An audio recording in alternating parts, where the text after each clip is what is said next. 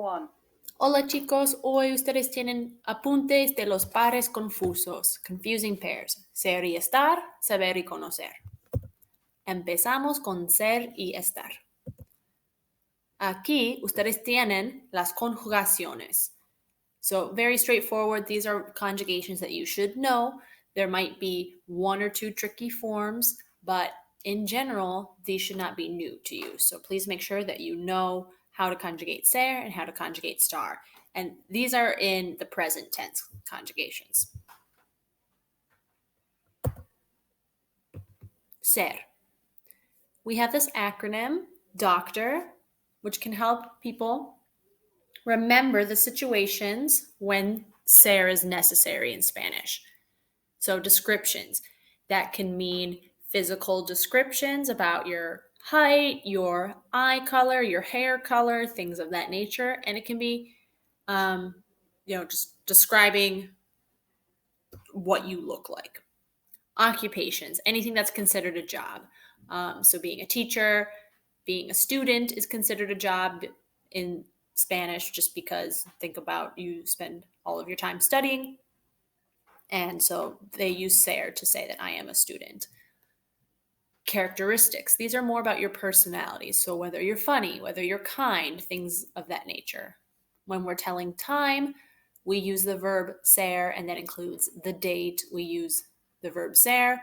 Origin, that can mean your origin of your country or your city. And it means like what something is made of. So if a table is made of wood, if a cup is made of glass, we're thinking, what's the origin of the material that this is from? So that one's a little bit more obscure in terms of a reason to use ser. And then relationships. So if somebody is your grandfather, you use ser to say that he is my grandfather. Okay, aquí tenemos ejemplos. So in every one of these examples, the verb ser is used, is conjugated. And see if you can figure out which sentences use each of the different parts of the acronym doctor. So which sentence is giving descriptions and which one is talking about characteristics versus time versus relationships, things of that sort.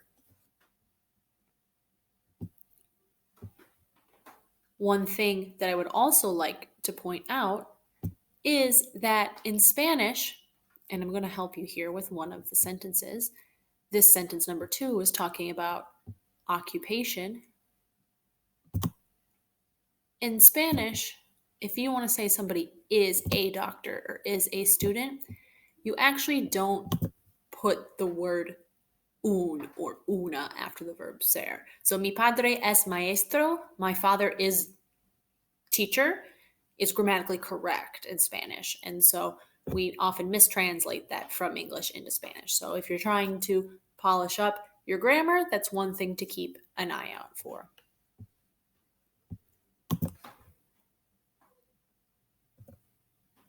Estar. There's an acronym for estar, and it's place, position. So the position, like if you're seated, if you're standing, if you're crouched over, that's what we're thinking of when we're thinking of position. Or it might also be like if you're diagonal to or above something. Location.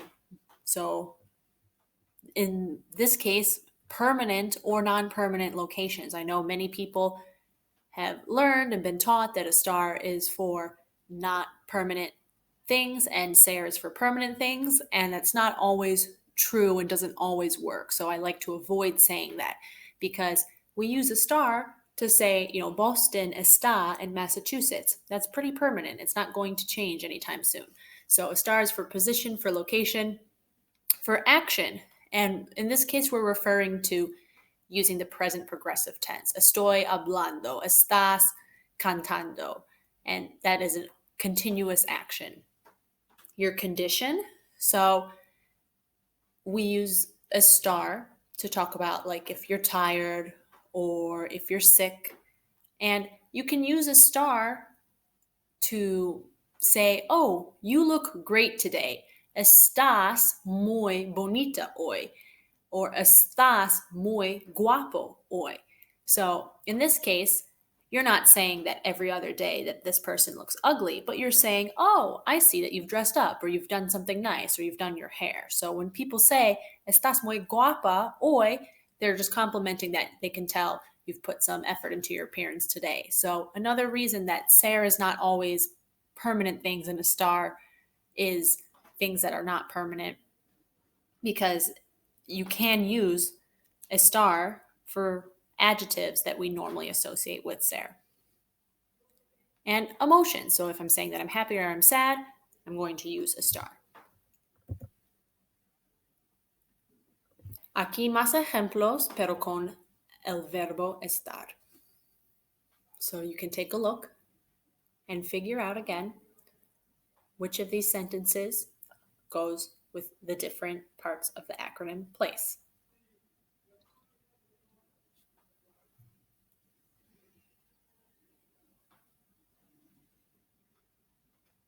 And then when you're ready, we can continue with the other confusing pairs, saber y conocer.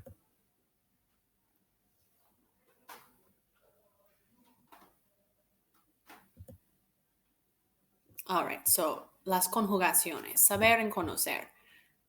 Again, we have two verbs that mean essentially the same thing.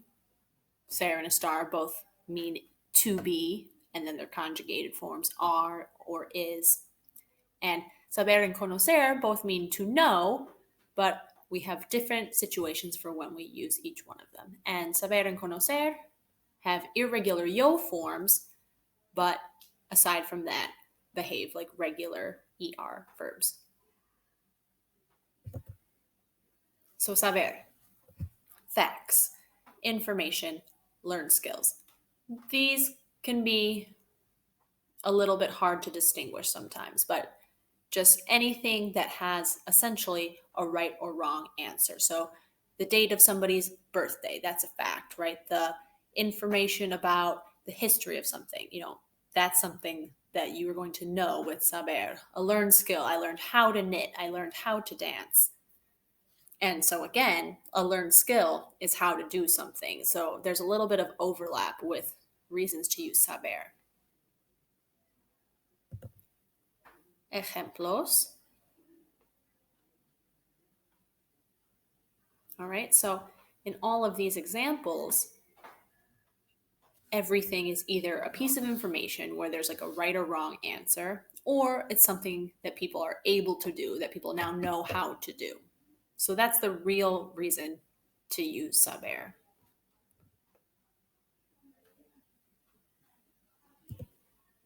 Y conocer.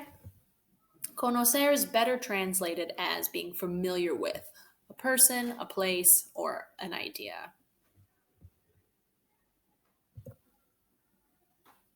So if you take a look at these examples, if I'm asking if you know about these people or these places, the way that these questions are asked, there's not one answer or one correct answer that you can say, right? All of the students are familiar with Miss Heller. Some of them might know what I look like, some of them might just know what subject I teach, but all of that is correct about me. So they're familiar with who I am, right? They know that I'm a teacher at Braintree.